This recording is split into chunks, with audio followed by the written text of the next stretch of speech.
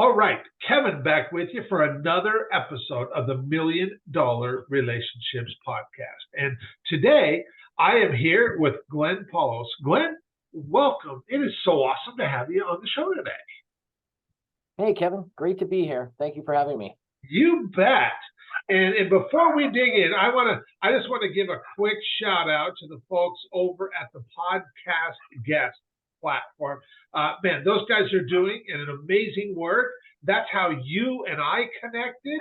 And without the work that those guys are doing, my gosh, we won't even be here right now. So I'm really appreciative to the whole team over there, and For sure. give a quick shout out to them. So what I'd like to do to start off with, Glenn, is I want to turn it over to you, because I want to really, what part of the beautiful thing about this podcast is that, I have interviewed some amazing entrepreneurs over the last 2 years for this. And I will guarantee you, Glenn, I already know you and we already had a conversation. And so I already kind of know that, yeah, Glenn's pretty much a rock star. But what I really want to do is, what I always want to do is just give the listeners an idea of who Glenn Poulos is, what really, motivates, what inspires you to do what you do. So let's start with you sharing, what you do, who you serve, what inspires you most about the work you do, and also, get into some of the backstory about how you even got into this, because I just want to really paint that picture and give the listeners a really good idea. No problem. Great. Love telling the story. So, funny thing is, after all these years being an entrepreneur, which I'll just give you the quick rundown in a second, I'm back to having a day job with a boss and, punching a clock, right? And which is kind of strange when you hear where, the story, but, I started out with a job working for the federal government, and my boss pulled me aside one day and told me to get out of the government and go start selling. They said I wasn't cut out to be a civil servant, and so I did take him up on that advice, and I ended up getting a job in sales and worked for some really, really good salespeople mentors, which I talk about in my book. And, I often, refer back to the lessons I've learned from those guys in those early days back in the 80s.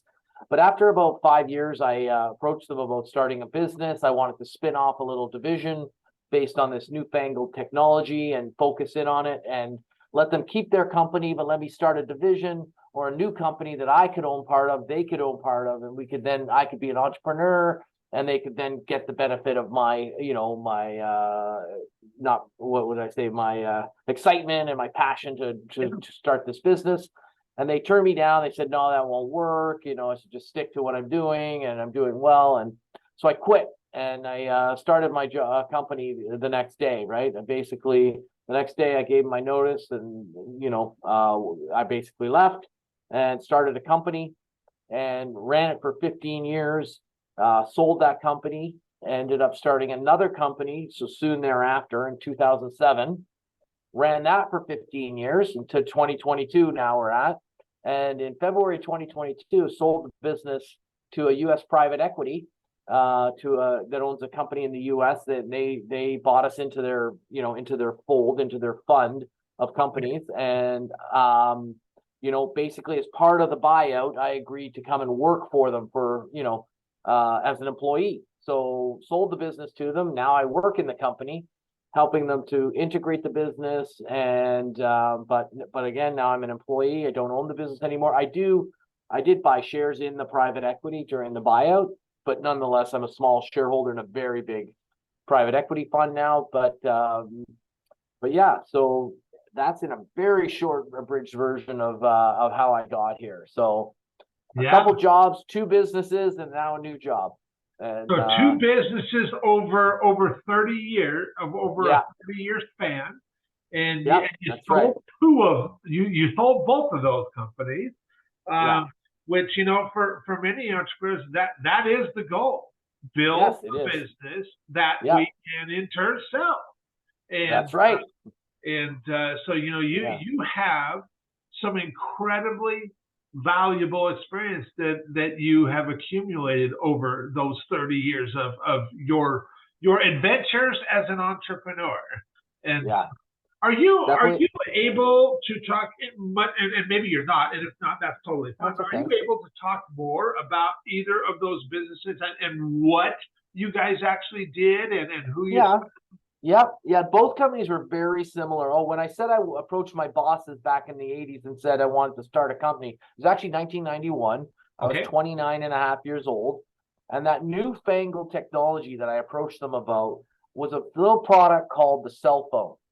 Uh, Okay. Now, of course, the cell phone never went anywhere. Like, who needed one of those? Like, and yeah, newfangled, all right, yeah. And of course, that back in the 1991, the cell phone was pretty new. And I wanted to sell into the companies that were building products for that market. Nortel at the time, Qualcomm, companies like that. Not Qualcomm back then; they weren't around. But ultimately, Canadian company BlackBerry, RIM, Research in Motion. Those were my customers, and I wanted to focus a business on that cell phone. And the cell phone companies themselves, companies that offer service in the U.S. like T-Mobile, Verizon, AT&T, and in Canada it's like Bell, Telus, and Rogers, right? And our business was focused on selling to people building, operating a wireless mobile network, and built that company up, and then sold it to another wireless company in the early 2000s, and ended up leaving them. And then I was still in my 40s, so I needed something to do, so I decided to start another company doing, within a reason of like there's non-competes and things when you sell your business and what have you, but operating still in the same world of mobile wireless, but a little bit different, but still the similar customer base and still based on cell phone technology. And again, we're a distributor. We buy products from all over the world, and we sell them in our territory. Sometimes Canada, sometimes the U.S., sometimes all over North America. And we call on customers and we show them products and how they work and how they fit into their network. And and we perform the local sales effort for companies around the world. So it may be a company in Italy or France or Sweden or Finland that makes the technology that can't afford a sales force in North America, so they hire companies like us to be their distributor.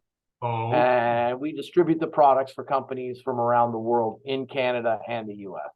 God. And that's what we are. And we're not, our value add is that we are very technical, and we help to build demand for customers' products where they otherwise couldn't afford to put a sales force at that, based on their size. Okay. Very good. Very good. Okay. So now that we've set a little bit of context here, and Yeah. and we realize that, your scope of experience is really broad, and you've had, like I said, built and sold two businesses, which, Yeah. like I said, many entrepreneurs aspire to do this. So I'm sure there's a lot of entrepreneurs listening into this going right now, going, man, that guy, I'm sure he knows a lot. I got a few bruises along the way, though. Oh yeah, it wasn't like smooth sailing. It's a bumpy road. You bet it is. And I mean, man, any entrepreneur who's worth their salt is going to say that. It ain't as my daughter says. It ain't all rainbows and unicorns. So I totally agree. So okay, so now that we've got a little bit of context set, I'm gonna switch gears here just a little bit. So I'm gonna reiterate the question for the benefit of the listeners. So Glenn, have you ever been introduced or met a person or persons who completely changed the course of your life or your business, so much so that much of what you have today would not be possible if not for this person or persons? And Glenn, I'm just really excited to hear your story and your experience around this topic of relationships. Yeah. I would have to guess, I've given it some thought. You'd asked me a few weeks back when we talked, and again today. And, there are a lot of people over the years that have had an impact at stages in my life, right? Back when I left the government to go into sales, when I left that sales company to start my own company, when I left that company to start another company. But but when you dwindle it down to that many parameters of, where things wouldn't be possible and had such a major impact, the only person that really, falls into that category for me would be my brother, Brad Poulos. And, like I said, there's many people throughout the years that I respect, admire, and, appreciate the mentoring that they've done, but nobody that's been as consistent and fundamental in terms of the way business and things like that have rolled out for me over these years, right? And that's consistently there and helping to guide and inspire me to do some of the things that I've done. Okay, so let's back up a little bit. Let's go back to some of your early interactions with your brother as they relate to your business endeavors and stuff, and just kind of set the stage for us a little bit. Like, what are some of the things that transpired as a result of your and your brother's relationships and how they impacted your business ventures? So during my first business, one of the key things was that we were very small in the beginning, and he had just he was not my business partner at the time, but he had just finished an Ivy League, Ivy School of Business, I think it's called in Canada, Ivy School of Business MBA program. And this was, again, it was in the 90s. And he finished that program. He was working, for a Canadian company, and he decided he wanted to go out on his own. And he ended up buying into my company. And that was the very first sort of change in direction and fundamental thing that changed the course of how everything went. And from the point he joined until I think 8 years later it was, or something like that, it was probably like maybe upwards of 10 years later or something. We were in the top 10 of the Profit 100, Profit 50 or Profit 100 in Canada. We were the 8th fastest growing company in Canada. Wow. And in terms of the growth we had since 91 through, I think it must have been 10 years, because I think it's a 10-year window you got to look at. Okay. And I mean, I never could have done it without him. He came in and helped, and applying some business acumen and skills and things like that to the business discipline, and a lot of the things that you can attribute to like a general manager, and structure, systems, processes, and a lot of which I hold to this day in terms of ideals, and that I apply in my business today as well. And that even with the new business that's bought me, I'm bringing these ideas forward to them, and these are things I've learned over the last 30 years. Much of it, was the result of my brother's doing and ideas in the past, right? Yeah. So being my partner would be one of them, right? And then he and being at my second business, he was doing something different. He's not my partner in my second business that I sold, but he was there every step of the way as a business advisor, and a mentor type role, right? Yeah. So if you look at this relationship that you and your brother have had all these years, and I know you could come up with, I'm sure, lots and lots of examples for this question, but I'm just going to challenge you to come up with one, and it'll probably be the one that just immediately pops to mind for you. But if you look back over the years, your 30-year history in running these two businesses, and your brother being a really active part of your first business, and then also being an active part of the second business, more of in an advisory role. But if you think over these 30 years, look at an example where a situation happened or took place where you got to make a really big impact, and that you also know, hands down, that would have never happened if not for your relationship with your brother. What is something that just comes top of mind for you? I guess it was at the juncture between the two businesses, when I was at that void of being out of the one company and what to do next, right? I mean, it was through many times of discussion and sounding board with him about the business or whatever, where I got the sort of courage and determination to take that leap and start over from scratch, because it was truly starting from scratch, zero revenue, zero customers.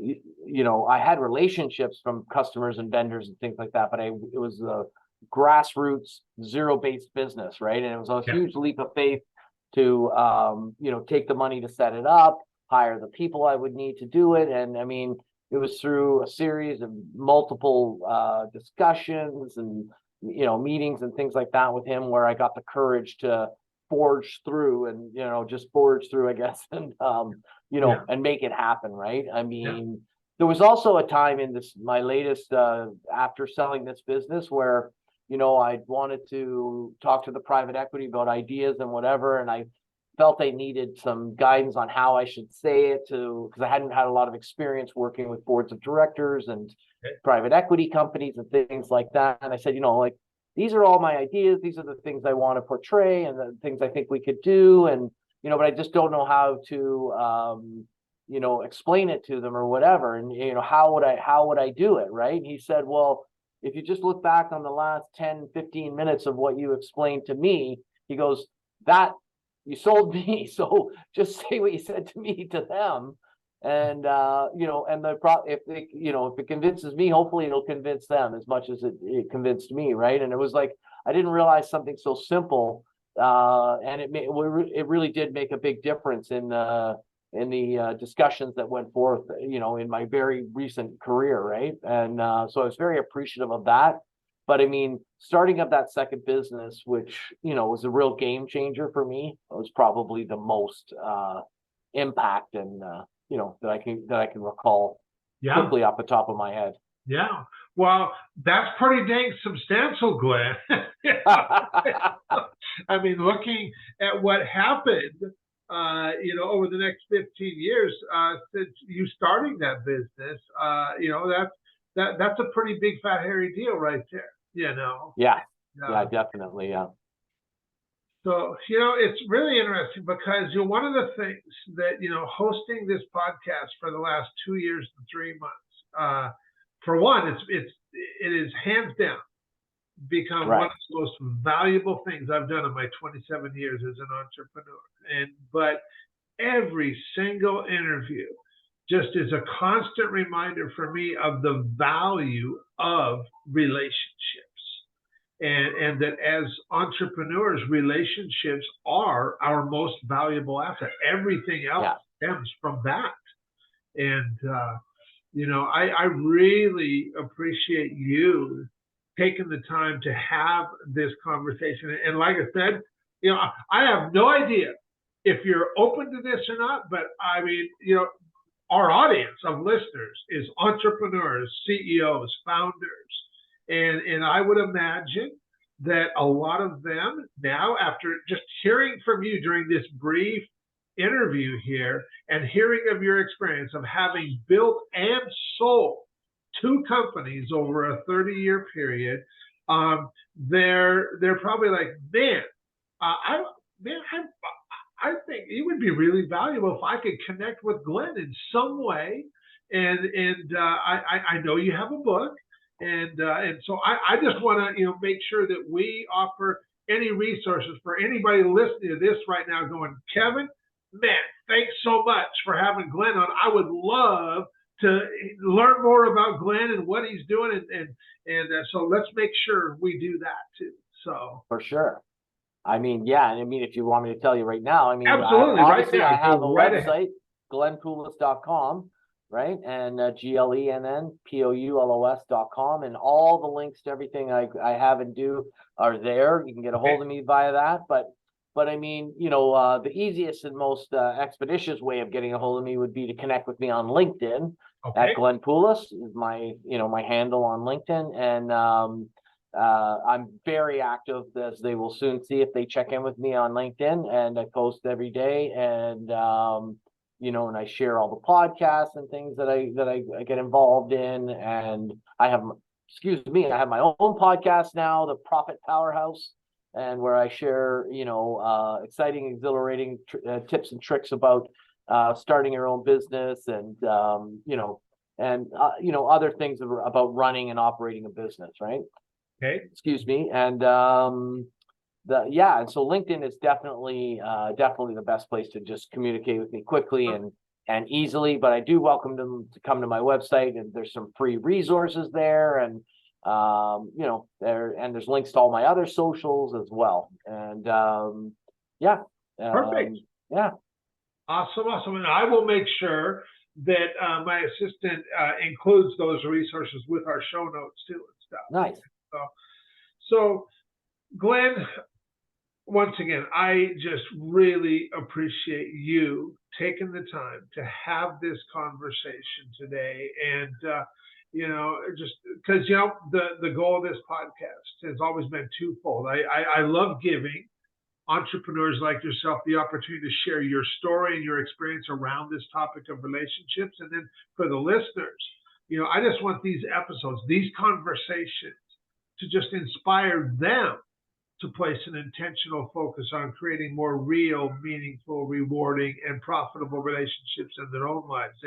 And with your help today, Glenn, we've definitely accomplished that. And so thank you for that. That's my pleasure. Any last thing you feel compelled to share before we call it a wrap? Well, I'd love to share my number one tip that I love to share whenever anyone asks me for a tip. There you go. Go right ahead. This is my favorite tip. It's also in the book. You feel free to get that on Amazon or what have you.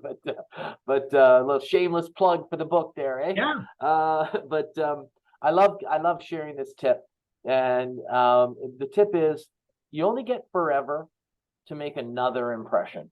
And so everyone's like, wait a minute, that doesn't sound right.